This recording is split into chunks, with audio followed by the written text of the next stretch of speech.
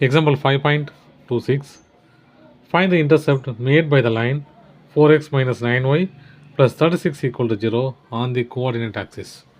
என்ன கேட்குறாங்க, இந்த லைனு ஒரு இடத்துல இன்டர்செப்ட் ஆகுது, அந்த பாயிண்ட்டை கேட்குறாங்க. எங்கே இன்டர்செப்ட் ஆகுதுங்கிற பாயிண்ட்டை கேட்குறாங்க. அதுக்கு ஃபார்முலா என்ன அப்படின்னா x by a plus y by b equal to 1. சரியா, இதுதான் ஃபார்முலா. இப்போ நான் இதை வச்சு நான் இந்த லைனு எங்கே இன்டர்செப்ட் ஆகுதுங்கிறத கண்டுபிடிக்கிறேன். எக்ஸ் எங்கே இன்டர்செப்ட் ஆகுது, ஒய் எங்கே இன்டர்செப்ட் ஆகுதுங்கிறத கண்டுபிடிக்க போகிறேன்.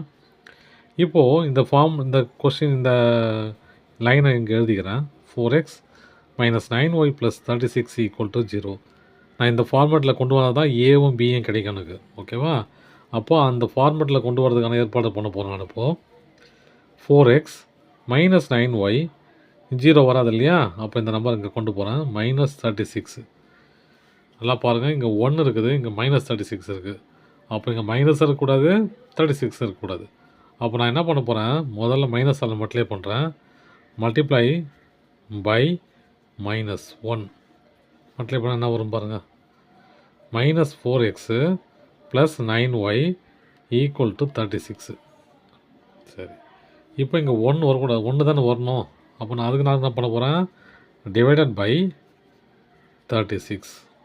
டிவைட் பண்ண என்ன வரும் பாருங்கள். Minus 4x by 36 plus 9y by 36 plus 36 by 36. Cancel பண்ணால் 1, இது 9 4, இங்கே 4 9.